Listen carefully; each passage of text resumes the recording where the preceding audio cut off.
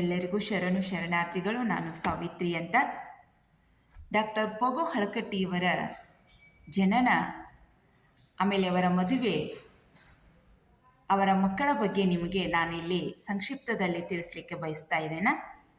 Doctor Phagu ಹಳಕಟ್ಟಿಯವರು ಹುಟ್ಟಿದ್ದು ಧಾರವಾಡದಲ್ಲಿ 1880 July 2ರಂದು ಹುಟ್ಟಿದ್ರು. ತಂದೆ ಗುರುಬಸಪ್ಪ ಹಳಕಟ್ಟಿ ಅಂತ, ತಾಯಿ ದಾನಮ್ಮ ದೇವಿ ಲಿಂಗಾಯತ ನೇಕಾರ ಕುಟುಂಬದಲ್ಲಿ ಅವರು ಹುಟ್ಟಿದ್ರು. ಹಳಕಟ್ಟಿ ಎನ್ನುವುದು ಸವದತ್ತಿ ತಾಲೂಕಿನಿಂದ ಇವರು ಬಂದಂತಹ ಕಾರಣಕ್ಕಾಗಿ ಇವರಿಗೆ ಹಳಕಟ್ಟಿ ಅಂತಂದು ಹೆಸರು ಬರಲಿಕ್ಕೆ ಕಾರಣ ಆಯಿತು. ಇವರ ಅಜ್ಜಿ ಬಸಮ್ಮ ಅಂತಂದ, ತಾಯಿ ದಾನಮ್ಮ ದೇವಿ ಈ ಡಾಕ್ಟರ್ ಪಗು ಹಳಕಟ್ಟಿ ಇವರು 3 ವರ್ಷದವರು ಇದ್ದಾಗಲೇ ತನ್ನ ತಾಯಿಯನ್ನು ಕಳೆದುಕೊಳ್ತಾ ಇದ್ದಾರೆ. ಬಸಮ್ಮ ಅಜ್ಜಿಯೇ ಈ ಪಗು ಹಳಕಟ್ಟಿಯವರನ್ನು ಆರೈಕೆ ಮಾಡ್ತಾ ಇದ್ದಾಳೆ. ಡಾಕ್ಟರ್ ಪಗು ಹಳಕಟ್ಟಿಯವರು ತಂದೆ ಮತ್ತು ಅಜ್ಜಿಯ ಆಶ್ರಯದಲ್ಲಿ ಇವರು ಬೆಳೀತಾ ಇದ್ದಾರೆ. ಇವರ ತಂದೆಯವರು ಗುರುಬಸಪ್ಪ ಹಳಕಟ್ಟಿಯವರು ಒಳ್ಳೆಯ ಸಾಹಿತಿಗಳಾಗಿರ್ತಾರೆ, ಒಳ್ಳೆಯ ಶಿಕ್ಷಕರು ಆಗಿರ್ತಾ ಇದ್ದಾರೆ. ಇಂಗ್ಲೆಂಡಿನ ಇತಿಹಾಸ, ಏಕನಾಥ ಸಾಧುಗಳ ಚರಿತ್ರೆಯನ್ನು ಬರೆದಂಥವರು, ಫ್ರಾನ್ಸ್ ದೇಶದ ರಾಜ್ಯಕ್ರಾಂತಿ, ಸಿಕಂದರ್ ಬಾದಶಾಹನ ಚರಿತ್ರೆಯನ್ನು ರಚಿಸಿದಂಥವರು ಇವರ ತಂದೆ ಆಗಿರ್ತಾ ಇದ್ದಾರೆ. ಇವರ ಶಿಕ್ಷಣ ಪ್ರಾಥಮಿಕ ಶಿಕ್ಷಣ ಧಾರವಾಡದಲ್ಲಿನೇ ಆಯಿತು. 1896ರಲ್ಲಿ ಮೆಟ್ರಿಕನ್ನು ಪಾಸ್ ಮಾಡ್ತಾ ಇದ್ದಾರೆ. ಇವರ ಮದುವೆ ಯಾವಾಗಾಯಿತು ಅಂದರೆ 7/2/1896ರಲ್ಲಿ ಬನಹಟ್ಟಿಯಲ್ಲಿ ಆಯಿತು. ತಮ್ಮಣ್ಣಪ್ಪ ಚಿಕ್ಕೋಡಿ ಇವರ ಮಾವ ಆಗಿರ್ತಾ ಇದ್ದಾರೆ. ಇವರ ಹೆಂಡತಿ ಭಾಗೀರಥಿ ಅಂತ. ಕೇವಲ 16 ವರ್ಷದವರು ಇದ್ದಾಗಲೇ ಹಳಕಟ್ಟಿಯವರು ಏನಾಗ್ತಾ ಇದ್ದಾರಪ್ಪ ಅಂದರೆ ಮದುವೆಯನ್ನು ಆಗ್ತಾ ಇದ್ದಾರೆ. BAಯನ್ನು ಮುಗಿಸ್ತಾ ಇದ್ದಾರೆ. BAದಲ್ಲಿ 2 ವಿಷಯಗಳನ್ನು ಫೇಲ್ ಆಗಿರ್ತಾ ಇದ್ದಾರೆ. ಮಾವನವರ ಒಂದು ಬೆಂಬಲದಿಂದ, ಮಾರ್ಗದರ್ಶನದಿಂದ ಮತ್ತು BA ಕಟ್ಟಿ ಉಳಿದಂಥ ವಿಷಯಗಳನ್ನು ಕಟ್ಟಿ ಪಾಸ್ ಮಾಡಿಕೊಂಡು BA ಪಾಸ್ ಮಾಡಿಕೊಂಡು ಆಮೇಲೆ LLBಯನ್ನು ಮುಗಿಸ್ಕೊಂಡು ಆ LLBಯಲ್ಲಿನೇ ಒಂದು ಉದ್ಯೋಗವನ್ನು ಪಡೆದು ವಕೀಲ ವೃತ್ತಿಯನ್ನು ಮಾಡ್ತಾ ಇದ್ದಾರೆ. ವಕೀಲ ವೃತ್ತಿಗೆ ಅವರು ಬೆಳಗಾವಕ್ಕೆ ಹೋಗ್ತಾ ಇದ್ದಾರೆ.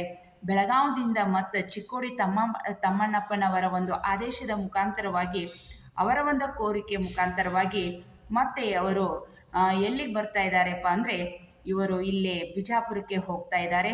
ತಮ್ಮ ಜೀವಿತಾವಧಿಯಲ್ಲಿನೂ ಕೂಡ ಕೊನೆಯವರೆಗೆ ಅವರು ಆ ಬಿಜಾಪುರವನ್ನು ಬಿಡೋದನ್ನೇ ಇಲ್ಲ, ಅಲ್ಲಿನೇ ಅವರು ಇರ್ತಾ ಇದ್ದಾರೆ. ಪಗು ಹಳಕಟ್ಟಿಯವರಿಗೆ 7 ಜನ ಮಕ್ಕಳು, ಅವರಲ್ಲಿ 4 ಜನ ಹೆಣ್ಮಕ್ಕಳು, 3 ಜನ ಗಂಡು ಮಕ್ಕಳು ಅಂತ.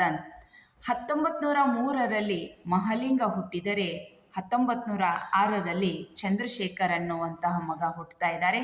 1913ರಲ್ಲಿ ಗುರುಪುತ್ರಪ್ಪ ಅನ್ನುವಂತಹ ಮಗ ಹುಟ್ಟಿದರೆ 1919ರಲ್ಲಿ ಶಿವಶಂಕರ ಅನ್ನುವಂಥ ಮಗ ಹುಟ್ಟುತ್ತಾ ಇದ್ದಾರೆ. 1909ರಲ್ಲಿ ಸರಸ್ವತಿ ಎನ್ನುವಂತಹ ಮಗಳು ಹುಟ್ಟಿದರೆ 1915ರಲ್ಲಿ ಪಾರ್ವತಿ ದೇವಿ ಎನ್ನುವಂತಹ ಮಗಳು ಹುಟ್ಟುತ್ತಾ ಇದ್ದಾಳೆ. ಮತ್ತು 1917ರಲ್ಲಿ ಸಾವಿತ್ರಿ ಎನ್ನುವಂತಹ ಮಗಳು ಹುಟ್ಟುತ್ತಾ ಇದ್ದಾಳೆ. ಇವರು ಇಲ್ಲಿ ಚಂದ್ರಶೇಖರ್, ಗುರುಪುತ್ರಪ್ಪ ಮತ್ತು ಪಾರ್ವತಿ ದೇವಿ ಮಕ್ಕಳನ್ನು ಅವರು ಏನಂದರೆ ಮದುವೆ ಇವರ ಒಂದು ಬೇಗ ಅಕಾಲಿಕ ಮರಣ ತೀರು ಹೋಗ್ತಾ ಇದ್ದಾರೆ ಅಂತಂದು ನಾನು ಒಂದು ಪುಸ್ತಕದಲ್ಲಿ ಓದಿದಂತಹ ನೆನಪು. ಹೀಗೆ ಇವರ ಮಕ್ಕಳ ಒಂದು ಶಿಕ್ಷಣ, ಅವರ ಜವಾಬ್ದಾರಿಯನ್ನು ಇವರು ತೆಗೆದುಕೊಂಡು ಇರ್ತಾ ಇದ್ದಾರೆ. ಒಂದು ದಿವಸ ರಬಕವಿಯ ಮಂಚಾಲಿಯವರ ಮನೆಯಲ್ಲಿ ಅಲ್ಲಿರುವಂತಹ ತಾಡೋಲೆಗಳನ್ನು ನೋಡಿ ಇವರಿಗೆ ಆ ತಾಡೋಲೆಗಳನ್ನು ಸಂಗ್ರಹಿಸುವಂತಹ, ವಚನಗಳನ್ನು ಸಂಗ್ರಹಿಸುವಂತಹ ಆಶಾಭಾವನೆ ಹುಟ್ಟುತ್ತಾ ಇದೆ.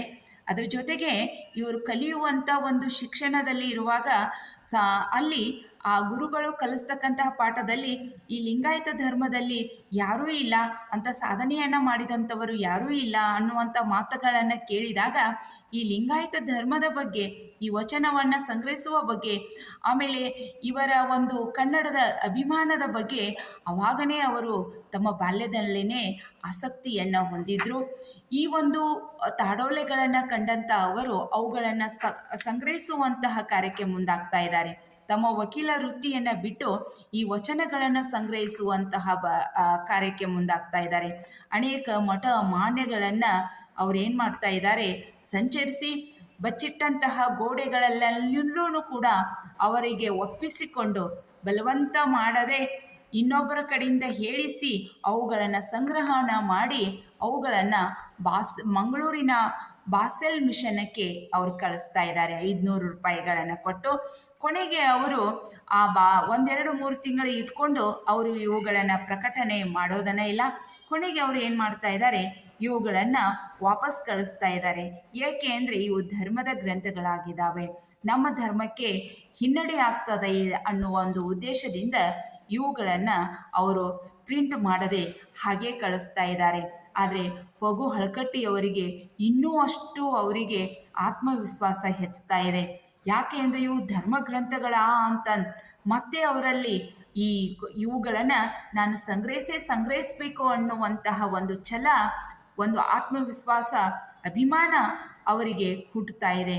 ಅವರು ತಮ್ಮ ವೃತ್ತಿಯನ್ನು, ವಕೀಲ ವೃತ್ತಿಯನ್ನು ಬಿಟ್ಟು ಕೊನೆಯವರೆಗೂ ಅವರು ಇವುಗಳನ್ನು ಸಂಗ್ರಹಿಸುವುದರಲ್ಲಿನೇ ಇಡೀ ಒಂದು ಕೊನೆಗೆ ಅವರು ಏನಪ್ಪ ಅಂತಂದರೆ ಒಂದು ಸ್ವಂತ ಮನೆ ಇಲ್ಲದೇ ಅಂತ್ಯವನ್ನು ಕಾಣುವಂತಹ ಒಂದು ಪರಿಸ್ಥಿತಿ ಅಲ್ಲಿ ಬರ್ತಾ ಇದೆ. ಈ ಕಾರಣಕ್ಕಾಗಿ ಇಂತಹ ದುಡಿದಂತಹ ಮಿಡಿದಂತಹ ಈ ಹೃದಯಕ್ಕೆ ಅನಂತವಾದಂತಹ ಶರಣಾರ್ಥಿಗಳನ್ನು ನಾನು ಸಲ್ಲಿಸ್ತಾ ಇದ್ದೇನೆ. ನೀವುಗಳೆಲ್ಲ ಈ ವಚನಗಳನ್ನು ಸಂಗ್ರಹಿಸೋಣ, ವಚನಕಾರರನ್ನು ನಾವು ಸ್ಮರಿಸೋಣ. ಅವರ ಕೊನೆಯ ಒಂದು ಆಶೆ ಏನಾಗಿತ್ತಪ್ಪ ಅಂತಂದರೆ, ಯಾರು ವಚನಗಳನ್ನು ಬರಿತಾ ಇದ್ದಾರೆ, ವಚನಗಳನ್ನು ವಿಶ್ಲೇಷಣೆ ಮಾಡ್ತಾ ಇದ್ದಾರೆ, ಯಾರು ವಚನ ಗ್ರಂಥಗಳನ್ನು ಸಂಗ್ರಹಣ ಮಾಡ್ತಾ ಇದ್ದಾರೆ ಅವರಿಗೆ ನೀವು ಸಹಾಯ ಮಾಡಿ ಅಂತೇಳಿ ಕೊನೆಗೆ ಹೇಳ್ತಾ ಇದ್ದಾರೆ. ಅವರು ಕೊನೆಯ ಸಂದೇಶದಲ್ಲಿ ಹೇಳ್ತಾ ಇದ್ದಾರೆ, ಯಾರು ದಿನನಿತ್ಯ ನ್ಯೂಸ್ ಪೇಪರ್ಗಳನ್ನು ಓದ್ತಾ ಇದ್ದೀರಲ್ಲ, ನೀವೆಲ್ಲ ಓದುವಂತಹ ನ್ಯೂಸ್ ಪೇಪರ್ದಲ್ಲಿ ಏನಾಗಿರಲಿ, ಅವು ವಚನಗಳು ಆಗಿರಲಿ, ವಚನಗಳೇ ಪ್ರಕಟಿಸು ಅನ್ನುವಂತಹ ಒಂದು ಕೊನೆಯ ಆಸೆ ಅವ್ರದ್ದಾಗಿರ್ತದೆ. ನಿಮ್ಮ ಮನೆಗಳೆಲ್ಲ ನೀವು ಫೋಟೋಗಳನ್ನು ಹಾಕಿರ್ತೀರಿ, ವಿವಿಧ ಭಾವಚಿತ್ರಗಳ ದೇವಾನುದೇವತೆಗಳನ್ನು ನೀವು ಫೋಟೋ ಹಾಕಿರ್ತೀರಿ. ಹಾಗಾದರೆ ನಿಮ್ಮ ಮನೆ ಯಾವುದರಿಂದ ಅಲಂಕೃತವಾಗಿರಬೇಕಪ್ಪ ಅಂತಂದರೆ, ನಿಮ್ಮ ಮನೆ ತುಂಬ ಎಲ್ಲ ಆ ಶಿವಶರಣರ ಭಾವಚಿತ್ರಗಳಿಂದ ನಿಮ್ಮ ಮನೆ ಅಲಂಕೃತವಾಗಿರಬೇಕು ಅಂತಂದು ಹೇಳ್ತಾ ಇದ್ದಾರೆ.